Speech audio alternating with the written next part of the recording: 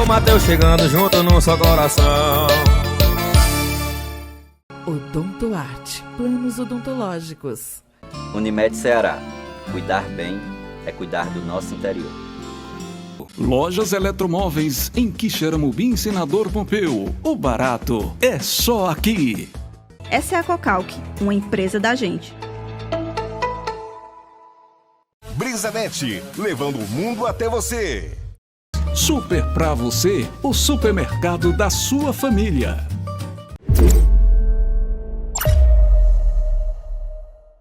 Bom, meus amigos, agora eu vou conversar com a doutora Patrícia Marques. A gente vai conversar sobre métodos contraceptivos que podem prevenir o abandono infantil, esse problema tão caro à nossa sociedade brasileira. E a gente vai conversar com ela a partir de agora, aqui no nosso Ponto de Vista. Doutora, muito bom dia, seja bem-vinda aqui ao nosso programa. Tudo bem com a senhora? Muito obrigada pela oportunidade. A doutora está me ouvindo? Sim, estou. Bom dia, doutora, tudo bem? Como é que vão as coisas? Bom dia, tudo bem? Tudo bem. Obrigada pela oportunidade. Está ouvindo agora? Eu que agradeço, doutora, a participação da senhora aqui no nosso Ponto de Vista para a gente falar sobre esse tema que é tão importante. E às vezes a gente acaba não dando a atenção devida, mas é uma realidade que está muito mais próxima do que a gente imagina. E aí eu já começo de início pedindo que a senhora possa se apresentar para o nosso público e a toda a nossa rede que está nos acompanhando nesse instante e possa falar como foi que surgiu, doutora, o interesse de estudar e aprender um pouco mais sobre esse tema, por favor. Obrigada pela pergunta. Bom, eu sou Patrícia Marques, eu sou advogada, faço mestrado em Direito aqui em Fortaleza e depois de vivenciar uma situação pessoal de métodos contraceptivos, eu decidi buscar mais estudos na área, fiz uma página na internet também para expor as informações sobre a legislação que é pertinente ao planejamento familiar, a 9263 do 96. E poucas pessoas sabem, eu não sei se você conhece também ela é pouco falada, na verdade. Uhum. Pois é, e explica pra gente, doutora, então, um pouquinho mais sobre essa lei, essa legislação, o que está por trás disso, quais são as principais dúvidas e questionamentos que são feitos? Bom, essa lei, a Lei do Planejamento Familiar, ela nasceu de um contexto que a gente vivia em 1980, 90, de esterilizações compulsórias. Faziam laqueaduras sem que as mulheres quisessem fazer. E por isso ela foi criada para resolver esse problema. Essa lei ela não fala só sobre planejar os filhos, evitar ou tê-los. Ela fala também sobre a saúde da mulher, a atenção no parto, o pré-natal de qualidade, porque você sabe que o pré-natal que não é feito adequadamente acarreta mortalidade materna, infelizmente. Então, assim, essa lei diz respeito à assistência ao parto, assistência no resguardo, chamado puerpério, e ao recém-nascido. Também a prevenção de cânceres de mama, útero e os cânceres do homem também, próstata e pênis. Então é uma lei que ela é muito completa, apesar de desconhecida. Ela fala, eu costumo dizer que ela fala sobre a assistência à saúde da família em si. As principais dúvidas, elas se referem a quem pode fazer uma laqueadura, quem não pode, quem pode botar um DIU, quem não pode. E aí, quando no decorrer das perguntas, se você for me fazendo, eu vou dizendo, para não dar aqui spoiler, para ninguém. Exatamente. São dúvidas muito frequentes da saúde da mulher, que às vezes são métodos contraceptivos que estão à disposição no sistema de saúde público e que as mulheres às vezes desconhecem ou não sabem que isso está realmente à inteira disposição. E é isso onde a gente precisa esclarecer e tirar essas dúvidas. Doutora, explicando um pouquinho mais sobre essa questão das políticas públicas. Toda mulher tem direito a ter acesso a esses métodos contraceptivos oferecidos gratuitamente pelo SUS? Tem. Essa lei fala justamente sobre isso. Perdão. Toda mulher, ela tem esse direito a planejar a sua contracepção, a evitar uma gravidez indesejada. Mas, infelizmente, o que a gente recebe, até clientes e no projeto também, é que, como essa lei é pouco conhecida, até os profissionais a desconhecem. E aí não sabem que, por exemplo, uma mulher que for virgem, ela pode usar o DIU, e o SUS tem que propiciar isso. A mulher ou o homem pode fazer uma laqueadura ou uma vasectomia acima dos 25 anos, ou se tiver 2 filhos vivos, ou seja, se a pessoa tiver mais de 25 anos e 0 filhos, ela pode fazer.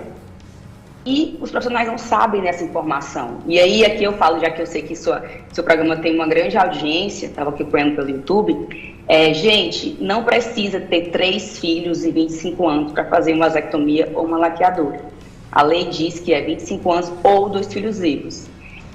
O que acontece, Lisandra, é porque, assim, você há de convir comigo, como é o tema que eu tenho nessa matéria, que a gravidez, quando ela não é planejada, ela pode incorrer em abandono. Porque a mulher não está preparada para cuidar daquela criança. Se a mulher se planeja, quando ela vai gestar e gerar, vai reduzir esse reflexo. Também o reflexo, estava falando aí da economia, eu me lembrei disso. Estou concluindo já. Tem um estudo do Banco Mundial que se refere às gravidezes precoces na adolescência. Quer dizer, você sabe, né? É um problema.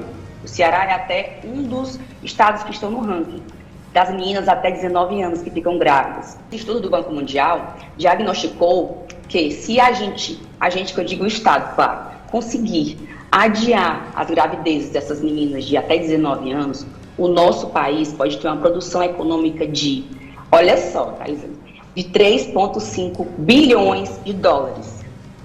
Ou seja, pode ser o que a gente precisa para tentar caminhar para sair dessa crise que a gente está. Não é? É muito dinheiro. Então, você veja, como você falou, o planejamento familiar é muito importante.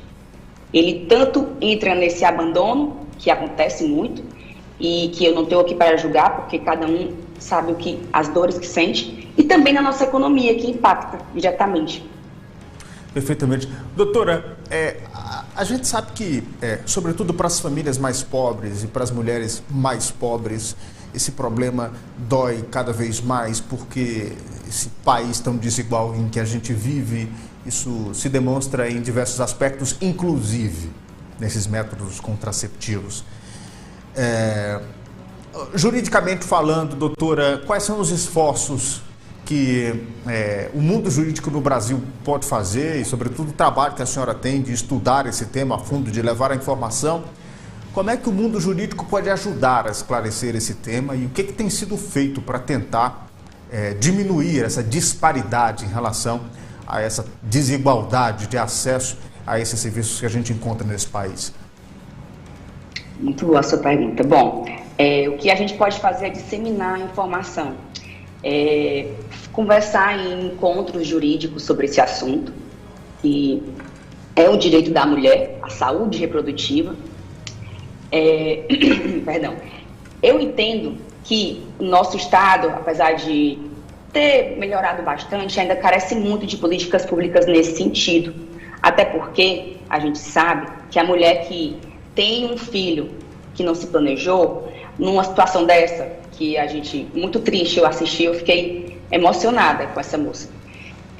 Pense aí, Elistene, se ela tivesse um filho, como seria pior a situação dela? Entende? Então, assim, a gente precisa voltar a olhar para isso, porque, senão, corre o risco de não ser tão efetiva as políticas de enfrentamento à violência contra a mulher. Eu entendo que, apesar de não estar tão ruim como um tempo atrás, a gente ainda precisa, sim, focar nisso. Esse tema precisa ser conversado. Eu agradeço até a oportunidade de falar sobre isso aqui, porque, infelizmente, o que a gente recebe de relato a busca, a assistência desse direito e a negativa. O desconhecimento, e eu não culpo as pessoas que não sabem, os profissionais, é porque é desconhecido mesmo, certo? A gente tem que debater mais, disseminar mais a informação, como está sendo feito, e ter fé que isso vai mudar e vai melhorar. Perfeitamente. Doutora, para a gente encerrar, tem algum site, algum espaço onde as pessoas que estão nos acompanhando agora, sobretudo as mulheres, possam encontrar, buscar mais, algum telefone que encontre a senhora para tirar alguma dúvida? Sim. Ou, enfim, ou pelo menos buscar esclarecimento sobre esse tema? Como é que faz?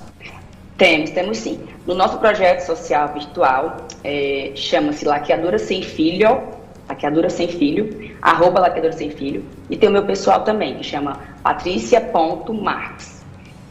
Lá nesse projeto e no meu pessoal também, você falou WhatsApp, né? Não se preocupe, a gente tem uma linha direta com todas as mulheres, com quem precisar de um apoio, uma informação, porque o que a gente quer aqui é, aos poucos, uma gotinha de água nesse incêndio que a gente está vivendo, certo?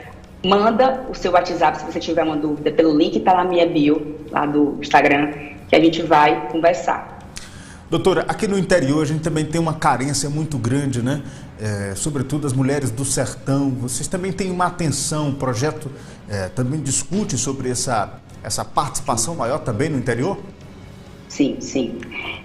Como é um projeto bem social, né? Não tem fins lucrativos, a gente vai como a gente vai conseguindo. Mas nós temos sim seguidoras, mulheres que conseguiram o seu direito ao método contraceptivo, o DIU, a laqueadura, o Implanon, que é aquele chipzinho, que você sabe, coloca subcutâneo, que inclusive por força de uma portaria ministerial, as mulheres em situação de vulnerabilidade têm direito de chegar no posto e utilizar esse método.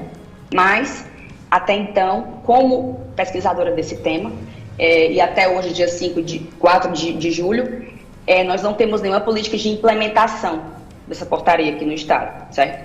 A gente tem um olhar sim, a gente faz visitas e na medida do que a gente consegue, a gente faz no Zoom também, conversas no Zoom que eu estou fazendo com você. O que a gente quer aqui é disseminar a informação, que essa informação é muito importante e não é todo mundo que sabe, né?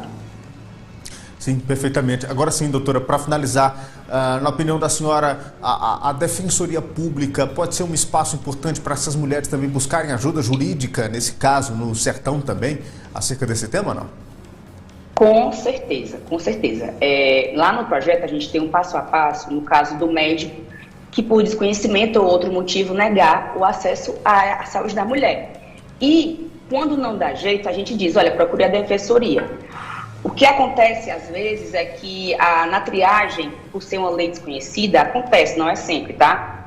Quem vai fazer essa triagem, o atendimento, não sabe dessa legislação. Então, eu entendo, Alexandre, que tem que ser uma ação coordenada com o estado todo.